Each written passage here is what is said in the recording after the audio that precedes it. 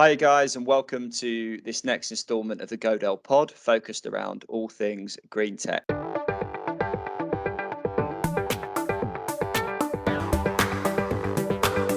I'm joined by two people today, both Rob Bressler and Bryan Flynn of RIO ESG.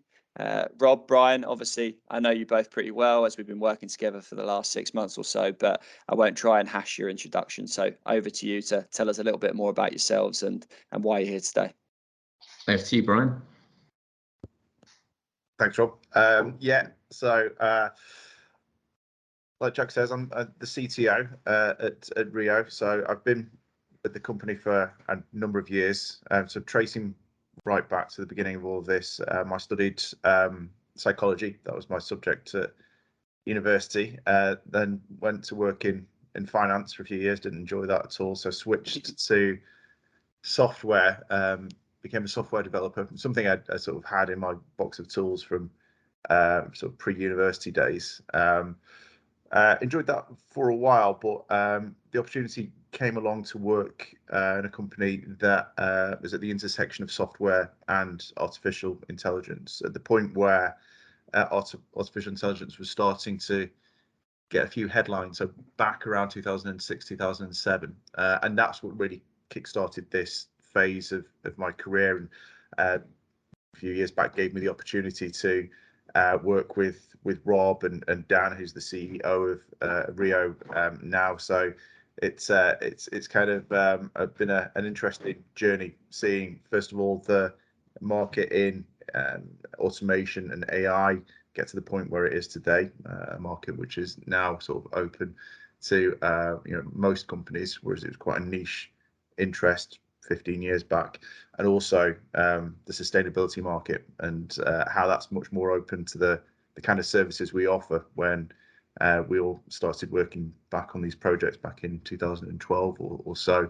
Again, very much a niche activity. So it's been particularly the last 2-3 years very hectic, keeping up with demand and demonstrating all that we're capable of as a company has been a richly rewarding time for us.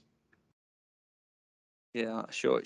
It's kept you busy. I know you've spoken about your journey there, but you've come from, and now certainly seems to be the right time to be in the industry that you're in. And Rob, what about yourself? How have you found yourself here today? Yeah, well, I back in the day I was studying environmental sciences at my degree. So back in the 90s, again, when it was quite a niche subject, it was quite a small course actually, not that well attended. Whereas now I know that it's a very, very popular sort of subject area. And back in the day, getting into the environmental sector either meant working for the Environment Agency or working for a consultancy, and that was pretty much all there was, because there was no kind of environmental or sustainability roles in companies. But that's changed dramatically. So I got into the sort of the sustainability world through working at a very large consultancy, big now multinational consultancy, which is now ACOM. Met our CEO when he was working at another consultancy. We were working on a big national project, and both of us found that the sort of consultancy side of things was just a little bit samey, and it was a very repetitive kind of work and not really that interesting. You never really felt that you were getting on board with the company. You'd go in, do a bit of work and disappear and not really see how things were followed up, and you just felt a little bit disconnected from the kind of work you really wanted to deliver. So we kind of got into this by looking to digitize our expertise in consultancy and just make that a process for organizations and give them the tools to do it. So we went on that journey. I think in some ways you probably could argue that we were kind of ahead of the curve and probably a little bit too soon for it. I mean, at the time we're still educating people about cloud computing and what that was, and the fact you didn't have all this stuff on servers on their own site. So that was quite an interesting one. But it's been, like Bryan was saying, it's been a fantastic and fascinating few years of late, because we've been pushing the whole kind of sustainability agenda for a decade or more, but it's only in the last few years where it's really, really mainstream, and you've got all these companies that are now waking up to it and also obligated to do it. But what's been really fascinating is how the general public, investors, and everyone else it's in the news, it's on their minds all the time. People are getting nagged by their children why you're not doing better. So yeah, it's a great time to be in the industry. Yeah, well, it sounds like, Rob, you sort of found yourself where you are through obviously more of your initial passion was around the environmental side of stuff. Obviously you studied at university, and Bryan, it sounds like you've got to where you are, whilst that's probably something you're incredibly passionate about now, was at the time it was more the AI side of stuff and maybe the technology challenge that brought you to obviously the business, and that's where you've probably fed in your expertise and developed the platform. I mean, on the note of the platform itself, obviously RIO, I suppose I don't know who wants to pick this one up initially. What is it? What does RIO do, and what purpose does it look to serve, kind of high level? I mean, our main goal is to kind of just drive the sustainability agenda, give people and individuals the toolkit and the information they need to meet not only their legal requirements, but also their reporting requirements, their carbon requirements. So it's not just a data and dashboard type thing. We're all about educating people. So we've got a full portfolio of training, telling people what they need and why they need it to engage them within the subject. So if people are on board with the subject matter, they're more likely to give you good data and look into the right places. But not only that, we also look at governance. What is an organisation doing? And that's not just management systems. That's how is their board of directors looking at this? How are they facing these global challenges, and making sure we can get the true information out of them and report that and disseminate that knowledge, both down to all the workforce, but also push information back up. So that's really key. And then data is a massive part of what we do. There's without that data, you can't really see how you're performing, you can't set good targets, you can't really report back to people within your organization, but also see how you're doing against your peers and your investors. So it's an all-encompassing kind of platform. So we kind of cover these areas of learning and engagement, compliance and governance, but also data analytics and forecasting. So that's that whole package. Tricky bit is getting that into software, but that's where we come up with the ideas on what we want to do for people and how we want to sort of consult with people, understand it. But the art of that is then getting that into a way that our software can do that and deliver it to people, and that's where Bryan and the developers really come into their own. Yeah, I think the point Rob made earlier about the initial sort of mission of the company when it was all put together was to digitize the process of consultancy. So rather than the manual process where only larger organizations could afford that expertise, and from the consultancy side, it meant that in order to service more clients, you needed to bring on board more consultants. The aim of the portal, as we have it, is to find the ways that we can automate as much of that process as possible, thereby making it, first of all, available to smaller companies who wouldn't normally have that access, but also it's used as an aid to the consultants who are part of our company to provide a full rounded service, which is data led and based on actualities rather than the kind of subjective assessments entirely that perhaps previous consultancies would work with.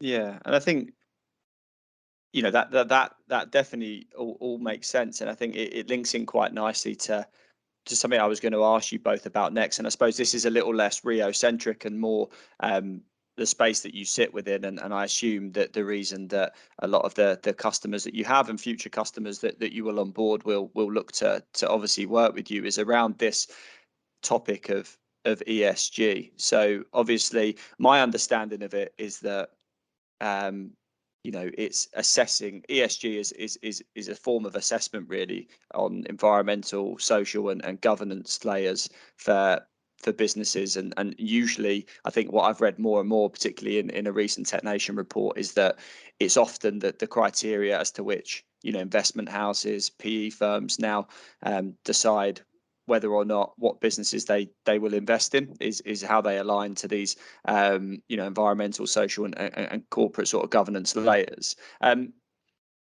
Rob, I don't suppose in terms of ESG as a concept and what it actually means outside of RIO, why is it something that's being taken so seriously now, and how long has it been taken seriously for, and what does it kind of mean for your potential clients and partners? What are they actually looking to achieve, and why are they looking to do it, do you think?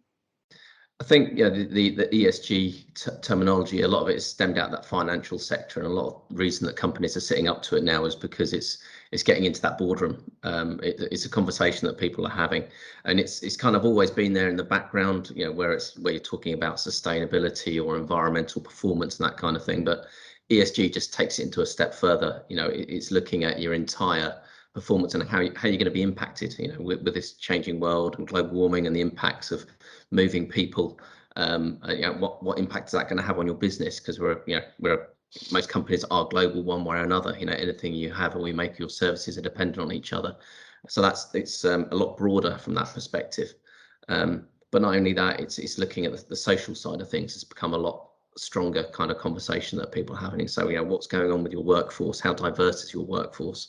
How what's the pay gap and all these kind of things? Are your people being treated appropriately and all these kind of things? So it broadens up that whole area, but it's come a lot more into that boardroom environment, and particularly for sort of financial houses and everyone else now. So anywhere where your pension is, people are looking at, my investments are here for the long term, and there's some long-term massive global changes happening, and am I protected from those? How can I best ensure myself against those?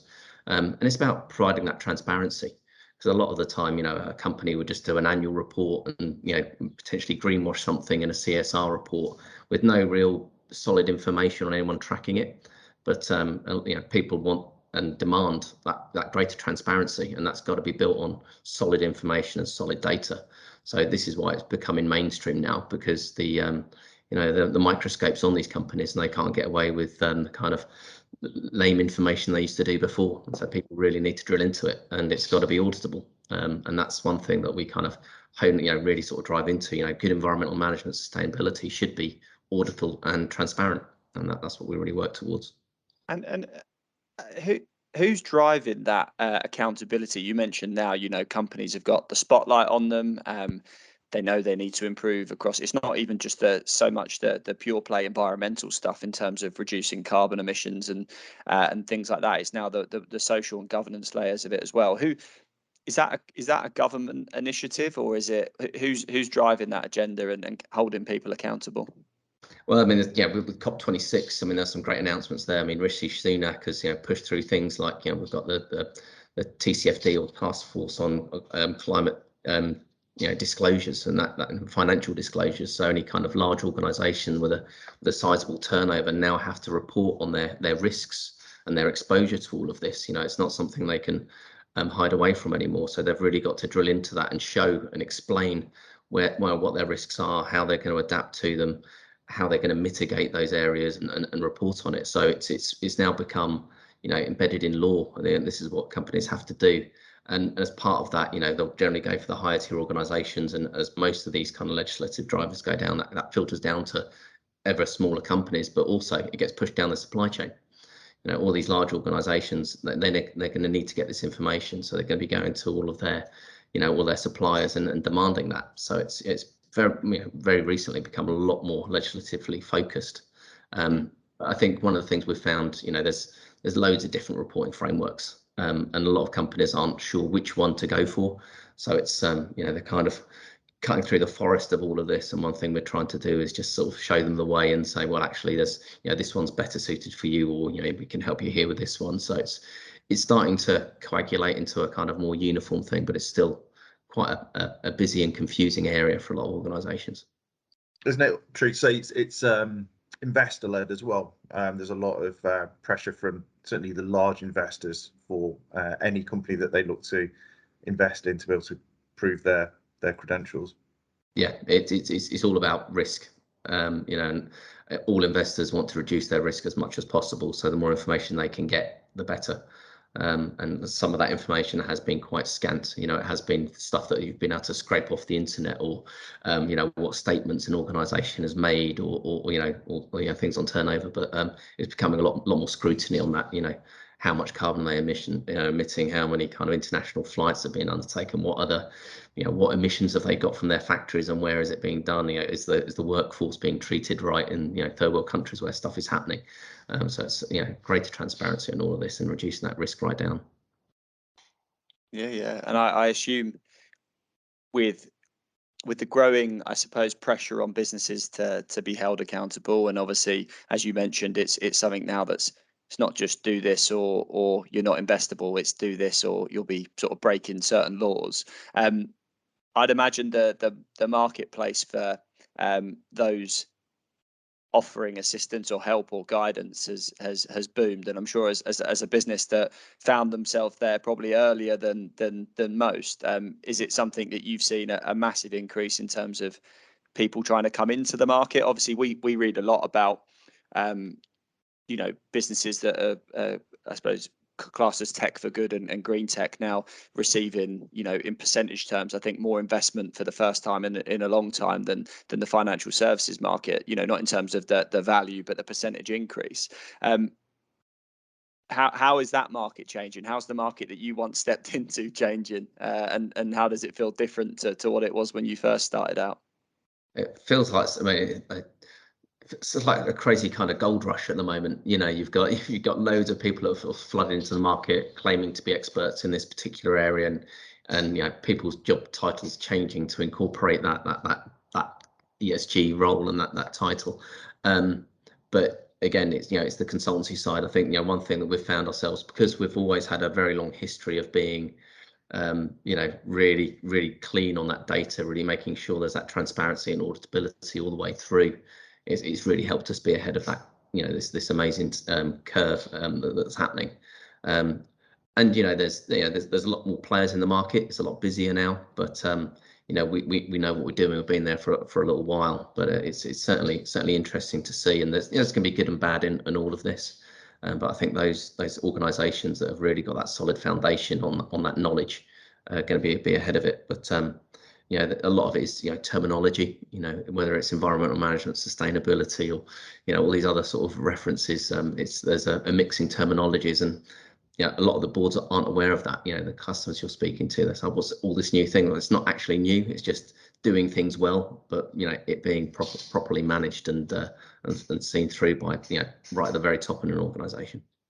Yeah, it seems to me from certainly the tech side that there's the types of companies that are looking to move into this market generally are either accountancy firms looking to provide auditing services, or they're tech people, they're tech background people who are trying to promote a product that solves ESG requirements. But what we have, which a small number of probably other players in the market have, is that depth of experience of operating in the market, the decades worth of experience on the sustainability side that Rob and the team have, gives us perhaps an ability to go deeper, certainly with the data that we've accumulated and the way that we understand the way that data affects the organisations that we work with. It means that we can provide a rigour to what we do that certainly the newer players to the market aren't really seeking to emulate. They tend to focus on a smaller, narrower offering, whether that's a carbon footprint reporting tool or being able to provide a service against a single framework, a reporting framework, whereas we've got the experience and the abilities and the tools to be able to manage a multi-dimensional approach, but also the key to us is providing that depth and that auditability. I think one thing that's quite interesting, a lot of the consultancies, they can go through this, they can have some fantastic spreadsheets and all that kind of thing, but you're still having someone who's got to take that data, translate it, and it has to be held by one person, whereas having a really good SaaS platform is we can have multiple sources of information coming in from all over the world, and that being put into a uniform way, and then also disseminated to people that need to see it in a format that they need to see it in. Which is, the really fascinating thing about all of this. You can really open it up and actually give ownership of this agenda to the people that need it, rather than actually as a consultant just controlling it and, and holding all those cards. And I think that's one thing that we really look to do, is sort of democratize this knowledge and share it and engage with people properly to make it their own. Because, we want to be there to assist them. We don't necessarily want to have to do it all for them. We just want to give them the toolkit and share our expertise, but not just our expertise, but expertise we're gathering from all our other clients as well. Yeah, and it sounds to me like, and to be honest, that I assume an opinion of many that you speak to, that because this is something newer, and if it's a terribly manual process, it's harder for someone to adopt. So I suppose building a platform that isn't pure self-serve but feels a little bit more like that, you're giving them the toolkit to go out and understand these things and get these recommendations themselves, is a lot better than necessarily paying someone an exorbitant amount of money as a consultant just to come in and sit there and do it all for them. And then if there's ever a question asked about what's happening in this space, they divert to the consultant as opposed to being able to own it internally. Bryan, you mentioned the data there a minute ago. We mentioned it a few times on the session so far. How do you go about collecting data around these areas? Is it something that I suppose the platform can help do, or is it something that, that data in general? Obviously, I know data is king at the moment, is what most industries are saying. But how do you go about collecting that? And then I suppose leading on from that, it'd be good to understand the technology behind RIO and how it helps make people make sense of that as well. Sure. Yeah. I mean, there's different types of data that we bring into the platform. So there's the profile around the organization itself, which tends to be fairly straightforward to capture from the user. But where the real value is for both the customer and for us in terms of interpreting the position of the organization, it's in the kind of the bigger data. So it's the stuff like utility usage, travel, kind of anything around waste, recycling, disposal, and anything financially linked within the performance of the organization. So they can upload that data straight into our platform.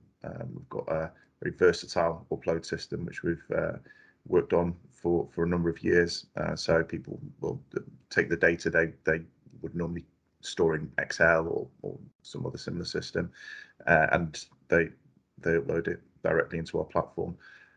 More interestingly, though, we can connect out to other systems. So whether that's a utility provider, so we've got a system connection set up with water companies, electricity, gas, where we can pull across data direct from electricity meters and water meters and have that fire hosed straight into our data warehousing backend. There's a processing phase, and then it's stored in the structure which we need it to be stored in. So that allows us to accumulate a critical mass of data, which we can then report against and help detect trends and match performance against targets that companies will have set themselves. Data is the bedrock of all that we do. So being able to make informed decisions based on that data is kind of the driving force with everything we do. We've got a reporting system that sits on top within the platform. So we have a big package of off-the-shelf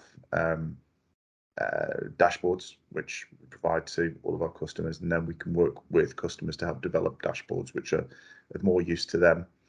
So again, these can be sliced many ways, but again, the end point really is being able to provide insights by having dashboards that dig directly into the data and tell the story that the users want to be told.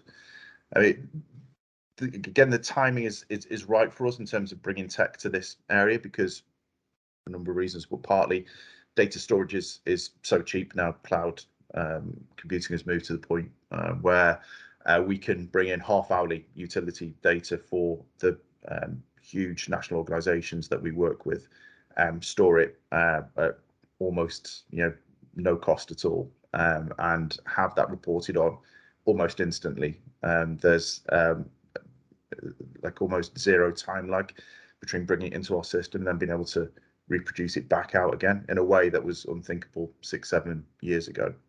We'd be fighting against sort of clunky data visualization packages. You'd be paying huge storage costs to data storage providers. Now everything is hooked up to our cloud services provider. We connect services together, we define the structure, we do the processing, and everything happens in close to real time. And again, it's only been really the last 24 months where all of this has been doable at like a realistic cost. But you know, we're kind of right on the cutting edge of all of that. I think one thing that's really important as well is that quality of data that we can do. You know, when we're pulling that data in, we're not just getting it from one source, we're getting it from multiple sources, and making sure that those data sets match and marry, and you're comparing like for like, and you can spot anomalies and all these kind of things, because that's, you know, that's the, as a consultant, that was the bit that was time consuming and a real pain and just a real drag to do. And you know, this is why we're getting so much interest from the sort of consultancy sector.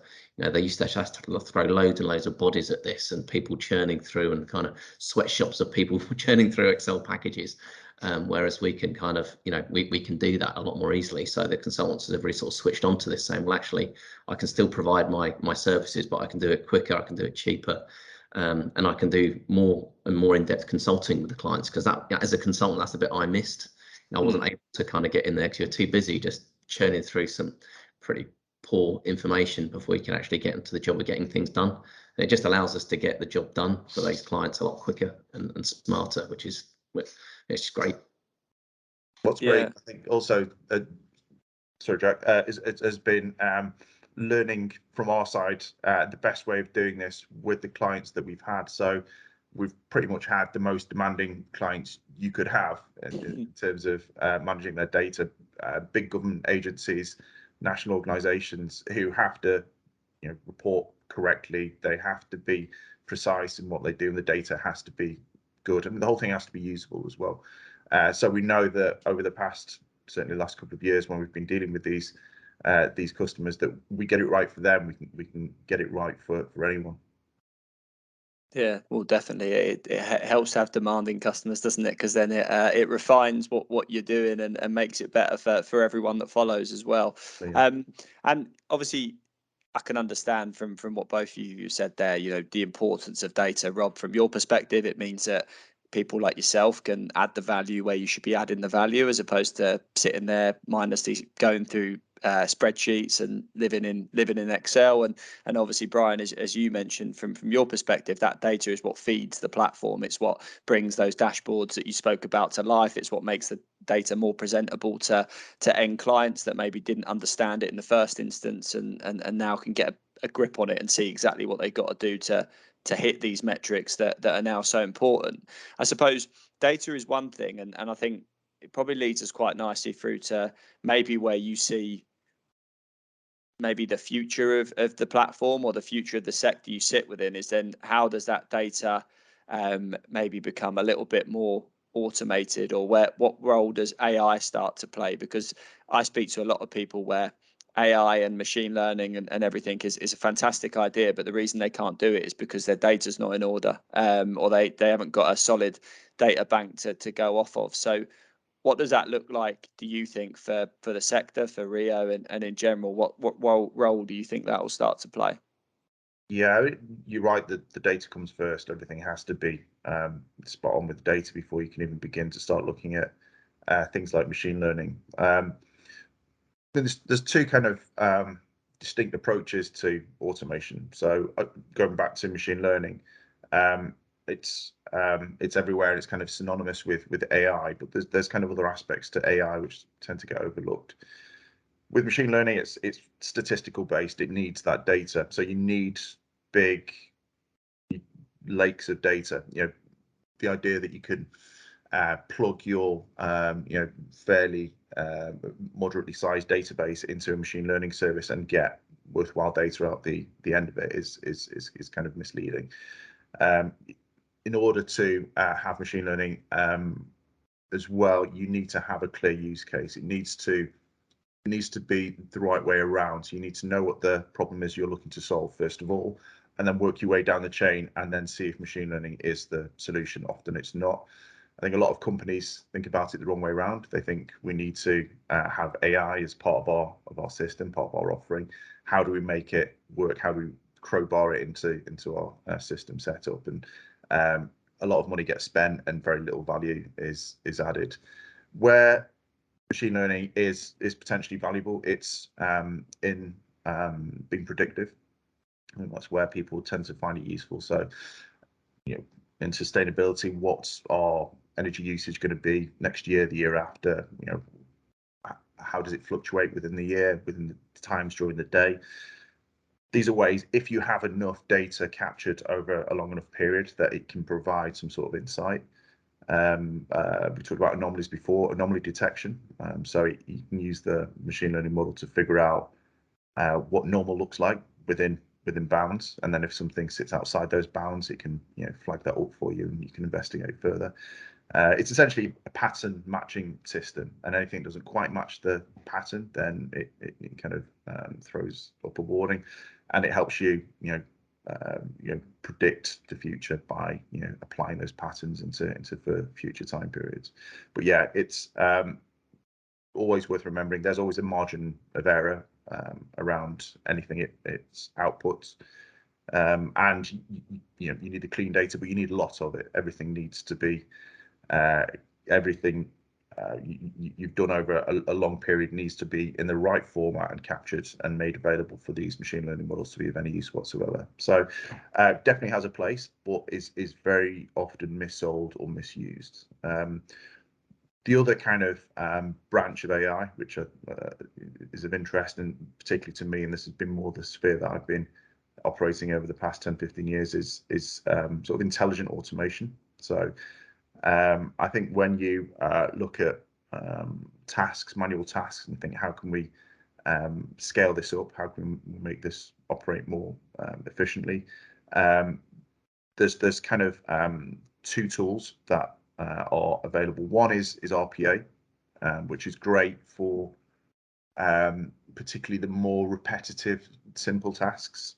You've got big players in this market like Blue Prism and Automation Anywhere and UiPath, big mega organizations that can help you put together a workflow that connect into other systems, and something that may have taken 50% of one employee's week can suddenly be, you know, scaled up in such a way that they can focus on higher level tasks where you want your, you know, human workers to be doing, you know, things that are distinctly human, rather than the kind of repetitive tasks that a computer can do. So within that, there's a role for a type of AI, which has historically been called symbolic AI, and which is where, particularly around decision making, it's where the kind of the dumber RPA system comes up to a point in the process and goes, you know, normally we'd need a human in here to make a decision, and this is where you can stick a symbolic AI module or intelligent automation module, and what the kind of the way of thinking about it is, this module represents the human expertise. Can you map the knowledge that the human would normally bring to this part of the process?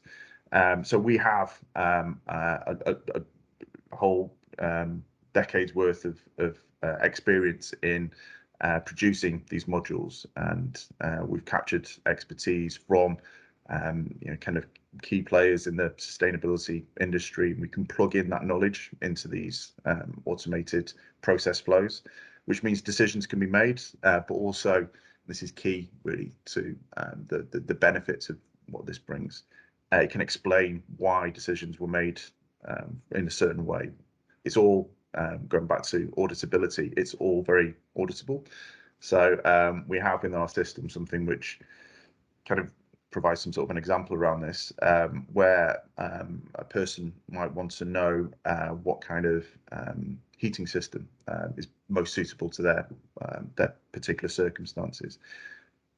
We work them through a sort of automated chatbot process, After a 5-minute consultation, we can provide a customized report which tells them that it might be solar panels or a heat source pump or something along those lines, based on the information that they've given. So that's kind of a mini version of a consultation. It's only there for demo purposes, but it kind of explains the concept. What we're looking to do is deploy more and more of these modules right through our system, and where customers find them useful, it helps us scale up our consultancy offering. It means that we're getting closer and closer to that ideal of digitizing perhaps the majority of the consultancy experience, and that's where we kind of see the future. It's kind of the interface between mapped knowledge, bringing in data, and pulling all of this together to provide insights and to make the whole process a lot less manual. Yeah, I mean, it's interesting there to hear, I suppose, because from a layman's point of view and terms on it, quite often you don't understand where would be the correct place for it to be deployed. And I think quite often, I think you hit the nail on the head, Bryan, the common misconception is that if you've got it, it will do good, regardless of maybe where it is. And often as well, thinking that deploying some sort of machine learning or AI tool will make redundant the need to still have a human input at certain stages of the process, which obviously isn't the case. It can only do so much, and in actual fact, it probably makes the time that is then spent with us, a human doing something more impactful and in the right areas. Is that something that Rob, I assume, will continue to make your life more easier as the more and more that sort of service can be deployed across the platform? Yeah, I think from our point of view, the more kind of hooks and triggers you can get into an organization to say, this bit of data has changed, so this is going to have an impact on, this piece of law. You've now hit a new threshold for your emissions, or by the way, this legislation has changed, which means you can't, this material is now deemed as a hazardous item when it wasn't before, and what impact that has on your business. Because a lot of the times these kind of issues are found, way down the line, 6 months after you may have been doing something wrong. Whereas if we can hook in all of these different bits of AI and the data to form triggers that alert people to certain things, they can act upon it at the right time when it matters, which is really important. And that's a hard job to do for any, particularly on such a broad subject as sustainability. There's so many different moving parts. To be able to kind of have all these hooks on the bits of legislation and this, that, and the other is incredible, and it just alerts people to do things. So you can either manage it yourself, or if you need to, bring a consultant in to do it if you need. So that's the really fascinating part of it. But also, it's all about making sure people are planning things properly. How can you actually put in all your different activities and make sure all these things are aligned? Implementing new processes isn't easy. There's the whole education piece to it. There's all the dissemination of that knowledge and the changing of systems. So the more we can automate that, the better. There's always going to need to be that human interface. We're not planning to remove consultants. We want to work with these consultants. We want to gain from their expertise, but we just want to be able to allow people to get more access to it. And that's the great thing about some of the AI. You've got some people that are experts in a particular field, and there's only so many of them around, and they can only work with so many companies at a time. By digitizing that expertise, they can work with 100, 1,000, 10,000 different organizations and still give the same quality of information to all those people. So that's the really fascinating bit for us. Is to work with those experts. It sounds like that's the end goal to strive towards, to get to a more complete system, like you said, that can do more and stretch that resource more. Because you'd hope that the way that things seem to be going, and companies taking more accountability, and certainly people like you said at the top of this, Rob, that university course that you initially attended now probably being a much fuller room or bigger room than it was when you joined your first lecture. So I assume that pool of people that know will grow, but equally as will the demand for them. So it's about how can technology serve the purpose to ensure that everyone's still doing what they need to be doing, and that don't need to be sort of handheld through every step of the process. I suppose to step away from RIO and I suppose in interest of wrapping things up, what I was interested to know, given you two people that work within this, you know, green tech space and tech for good, is what are your, you know, outside of RIO, what are your big predictions for what we might see over the next 10, 15 years? You know, I'm talking about certain sectors that you can see coming out of nowhere or evolving in a certain way. Are there big things that you see changing that currently we sort of haven't got sight of, or maybe have only just started to change? I think a lot of the there's a huge amount of stuff doing with, like, you know, people wanting a lot more information about the products and services they're procuring. You know, you've got, you know, you pick up any item, it's got, you know, all these different labels that no one really fully understands, and you know what they all mean. And I think, you know, with the sort of your phones and handheld devices, if you want to know about a product, just being able to scan that QR code and finding out all of its life cycle, its footprint, its background, its how ethical something is. I think, you know, that is going to be really, that's going to drive the market as well. I mean, a lot of the time when I was, you know, looking at my pension, I was like, you know, what does it actually mean to me now? But now you can get a lot more insight. You know, is this the right product for me? Is my money being spent in the right places, and do I agree with it ethically, as well as making a good financial return? Because a lot of the time they go hand in hand. You know, and that's the fascinating thing about all of this is, you know, this isn't just about tree hugging stuff. This is about making good financial decisions for the long term. So I think there's going to be a huge amount of, you know, greater and more quality and more scrutiny on that information, and you being able to find that out in your hand. And people that don't or can't provide good quality information are going to get left behind.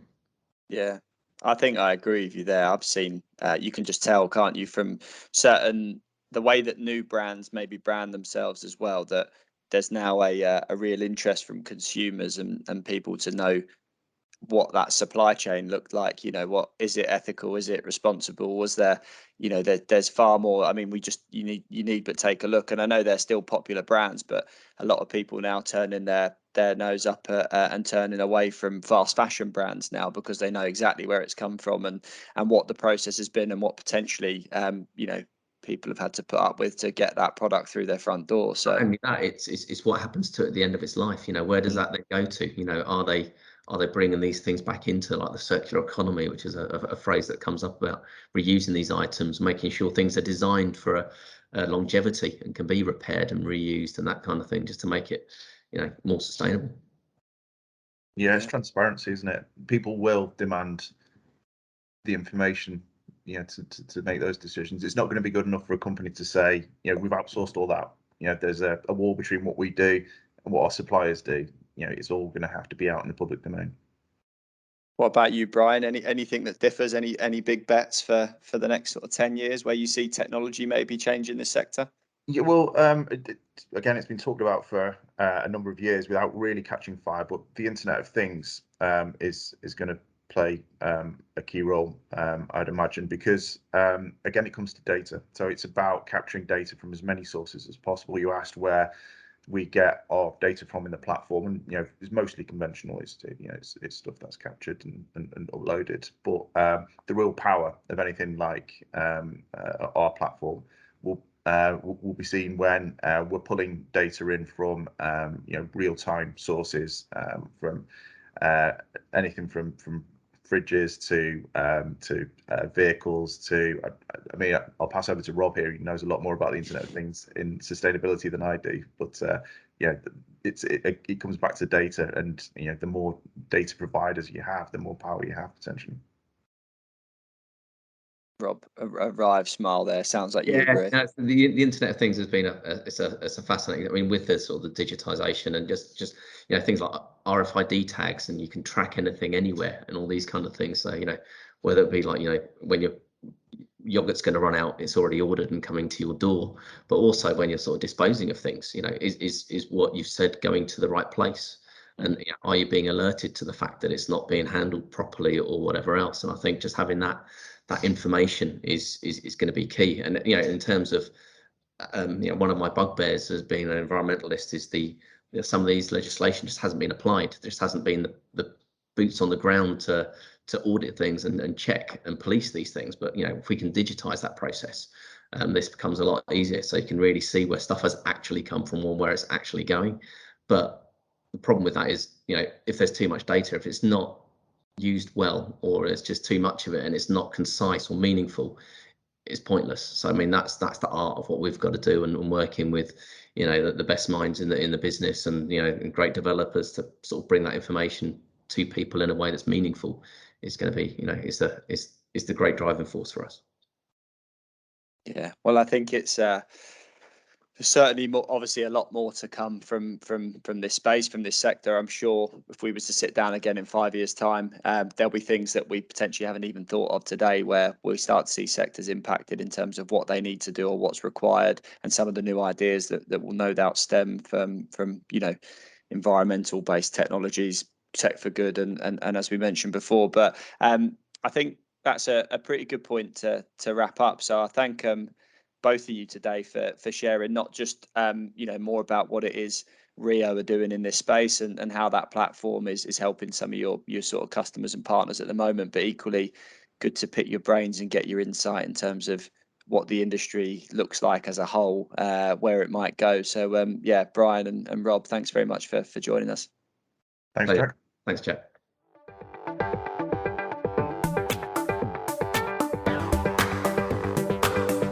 Thank you for listening to this instalment of the Godel Pod. If you like what you hear and you'd like to know when we're releasing more of these, please subscribe to the Godel page on Podbean and Spotify.